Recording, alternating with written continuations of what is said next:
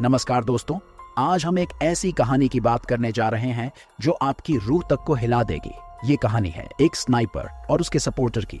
Sniper का नाम है सार्जेंट मैथ्यूज और उसके साथ उसका सहयोगी आइजक। दोनों को इराक में एक पाइपलाइन के कंस्ट्रक्शन का निरीक्षण करने भेजा गया है। उस समय जब अमेरिका और इराक की लड़ाई खत्म हो चुकी थी, मगर उनकी किस्मत उन्हें उस जगह पर ले जाती है जहां उनका सामना होता है इराक के कुख्यात स्नाइपर जुबा से। जुबा का नाम सुनते ही डर सा लगता है, क्योंकि उसकी निशानेबाजी ऐसी थी कि उसके शिकार के बचने की कोई उम्मीद नहीं रहती थी। तो कहानी की शुरुआत होती है इराक के एक वीरान इलाके से, जहां धूल ही धूल है और दूर तक सन्नाटा पसरा हुआ है। मैथ्यूज और आइजक वहां छिपे हुए हैं, 22 घंटे से दुश्मन का इंतजार कर रहे हैं। इतने समय के बाद मैथ्यूज का धैर्य जवाब देने लगता है। वो आइजक से कहता है, मुझे नहीं लगता कि यहाँ कोई दुश्मन है, ये जगह बिल्कुल खाली है। कुछ मरे हुए लोग और टूटी फूटी गाड़ियां ही दिख रही हैं, इससे ज्यादा कुछ नहीं। लेकिन आइजक का मन नहीं मानता। वो उसे चेतावनी देता है, मुझे लगता है कि ये एक जाल है और इसे सिर्फ जुबा जैसा शातिर स्नाइपर ही बिछा सकता है। हमें सतर्क रहना चाहिए। मैथ्यूज हंसते हुए कहता है, तुम ज्यादा सोचते हो। 22 घंटे हो गए हैं और कुछ भी नहीं हुआ। अब मैं वहां जाकर देखूंगा। आइजक उसे रोकने की कोशिश करता है, लेकिन मैथ्यूज मानने को तैयार नहीं होता। वह खड़ा हो जाता है और कहता है, मैं कंस्ट्रक्शन साइट पर जा रहा हूँ। अगर तुम्हें कोई शक है तो पीछे से नजर रखो। थोड़ी झिझक के बाद मैथ्यूज कंस्ट्रक्शन साइट की ओर बढ़ने लगता है। जैसे ही मैथ्यूज आगे बढ़ता है, उसे कुछ लाशें नजर आती हैं। आइजक दूर से उसकी हर हरकत पर नजर रखता है। तब आइजक कहता है, मुझे यहाँ से कुछ साफ नहीं दिख रहा है, शायद तुम्हारा स्पॉटर सही नहीं है। मैथ्यूज जवाब देता है, मैंने कहा था इस स्पॉटर को बदल लो, लेकिन तुम इसे डीन की आखिरी निशानी मानकर रखे हुए हो। डीन, जो कि अब इस दुनिया में नहीं है। मैथ्यूज आगे बढ़ते हुए एक अमेरिकन सैनिक का रेडियो भी उठाता है। वो चारों तरफ देखता है और पाता है कि जितने भी लोग मरे हैं, सबको सिर में गोली मारी गई है। अब मैथ्यूज को भी एहसास होने लगता है कि शायद आइजक सही कह रहा था, लेकिन बहुत देर हो चुकी थी। जैसे ही वो ये बात आइजक को बताने के लिए रेडियो पर आता है, अचानक एक गोली चलती है और मैथ्यूज जमीन पर गिर पड़ता है। आइजक तुरंत उसकी मदद के लिए दौड़ता है, लेकिन तभी स्नाइपर उसकी तरफ भी गोली चलाता है और एक गोली उसके पैर में लग जाती है। लेकिन किसी तरह वो पास की एक दीवार के पीछे छिप जाता है। वो जानता था कि अब वो अकेला रह गया है और उसकी एक एक हरकत उस घातक स्नाइपर के निशाने पर है। अपने पैर के घाव को बांधते हुए आइजक बेस से मदद बुलाने की कोशिश करता है, लेकिन यहाँ से कहानी और खतरनाक मोड़ लेने वाली है, क्योंकि जुबा कहीं छिपा बैठा है और उसने जो जाल बिछाया है उससे निकलना आसान नहीं होगा। लेकिन वो देखता है कि उसके रेडियो का एंटीना टूट चुका है, इसलिए अब वो इतनी आसानी से अपने बेस पर संपर्क नहीं कर पाएगा। तभी वो मैथ्यूज को देखता है जो हिल रहा होता है और मैथ्यूज अपने बंदूक तक पहुंचने की कोशिश कर रहा होता है। तब आइजक उसे कहता है कि हिलना बंद करो, क्योंकि अगर तुम हिले तो वो स्नाइपर तुम्हें मार देगा।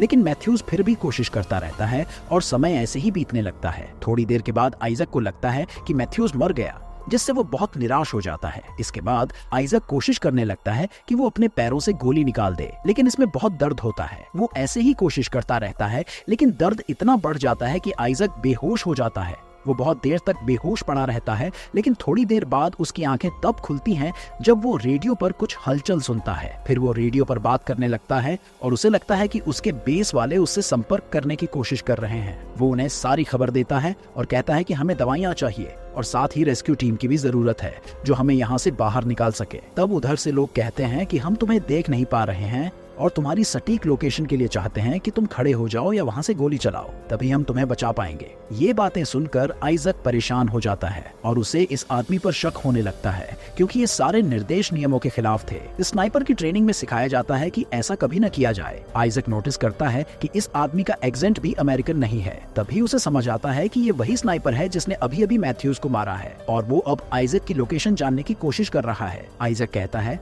मैं जान गया हूँ कि तुम कौन हो। तब वो आदमी कहता है, हाँ, मुझे पता था कि तुम समझ जाओगे। अगर तुम जिंदा रहना चाहते हो और अपने साथी को भी जिंदा देखना चाहते हो तो मुझसे बातें करते रहो। आइजक देखता है कि मैथ्यू अभी भी जिंदा है, वो बस बेहोश है।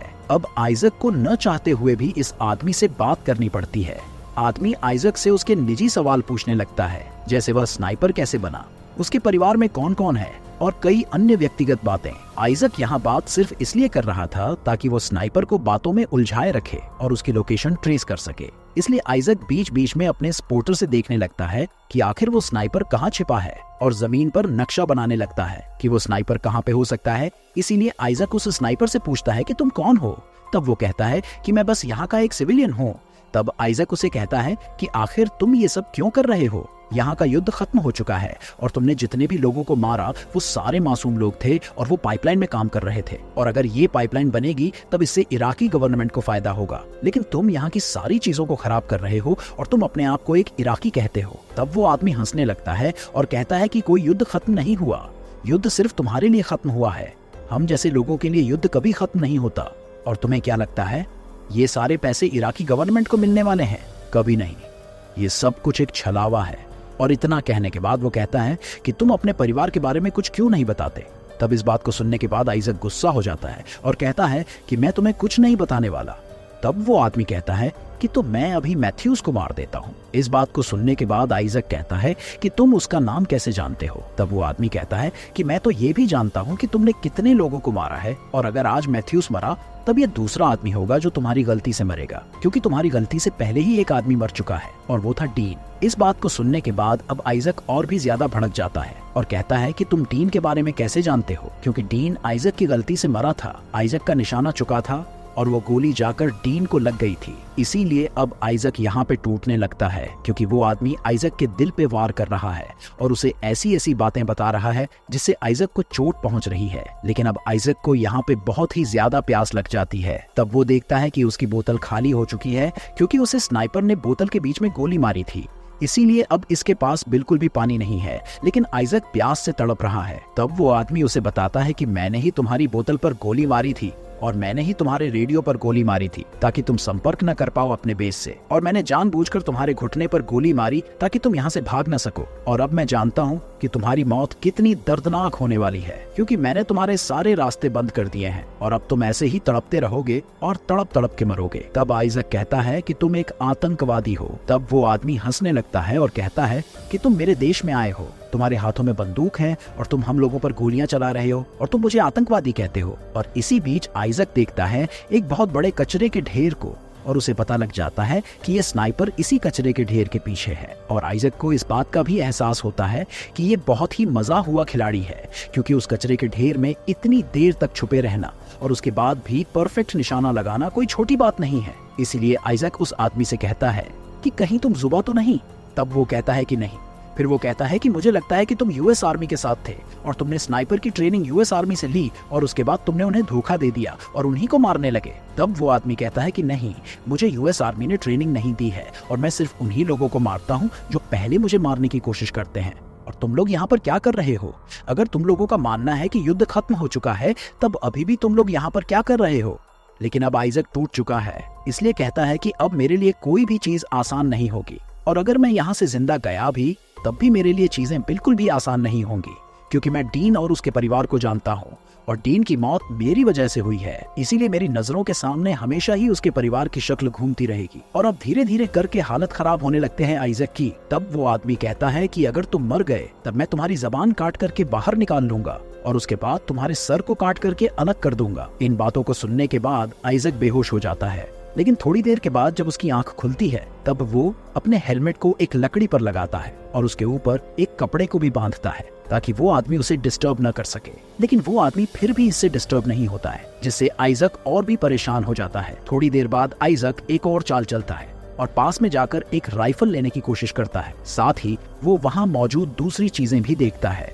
जब वो वापस आता है तो देखता है कि उसका स्पॉटर टूट चुका है, जिससे अब वह स्नाइपर को नहीं देख पाएगा। तभी आइजक को एहसास होता है कि मैथ्यू अभी भी जिंदा है और सब कुछ सुन रहा है। तब आइजक मैथ्यू को बताता है कि स्नाइपर कचरे के ढेर के पीछे छुपा हुआ है, इसलिए वह मैथ्यू से कहता है मैं उसे डिस्टर्ब करता हूँ, तब तक तुम उसकी लोकेशन जानने की कोशिश करो। मैथ्यू शीशे जैसी एक छोटी सी चीज से स्नाइपर को देखता है। तभी आइजक स्नाइपर से बात करता है और बताता है कि वह कभी एक टीचर था, लेकिन जब अमेरिकन सेना ने उसके सभी छात्रों को मार दिया तब से उसने सभी अमेरिकन्स को अपना दुश्मन बना लिया। तभी वहां हवा चलने लगती है और रेत उड़ने लगती है। इस मौके का फायदा उठाकर मैथ्यू अपनी राइफल से निशाना लगाता है, लेकिन स्नाइपर गोली चलाकर मैथ्यू के हाथ में मारता है, जिससे उसकी राइफल गिर जाती है।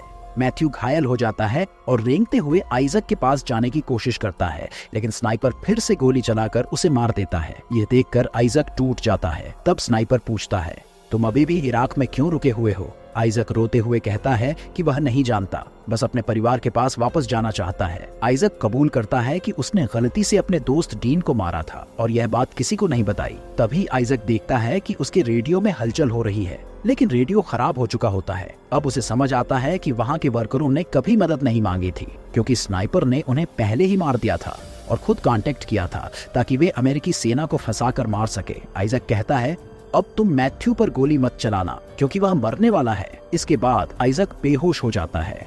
जब वह होश में आता है तो देखता है कि उसके आसपास कोई हलचल नहीं है। वह समझता है कि स्नाइपर सो गया है। आइजक मैथ्यू की राइफल खींचकर कचरे के ढेर की ओर निशाना लगाता है। तभी उसे हेलीकॉप्टर आते हुए दिखाई देता है। हेलीकॉप्टर की आवाज सुनकर स्नाइपर कहता है, अब तुम्हारे दोस्त भी आ गए हैं, अब खेल मजेदार होगा। आइजक गोलियां चलाता है और एक गोली स्नाइपर को लगती है, जिससे वह चुप हो जाता है। आइजक को लगता है कि वह मर चुका है। तभी उसके साथी आते हैं और उसे स्ट्रेचर पर उठाकर हेलीकॉप्टर में ले जाते हैं। आइजक उन्हें बताने की कोशिश करता है कि स्नाइपर अभी भी जिंदा है, लेकिन उसकी हालत इतनी खराब होती है कि वह ठीक से कुछ कह नहीं पाता।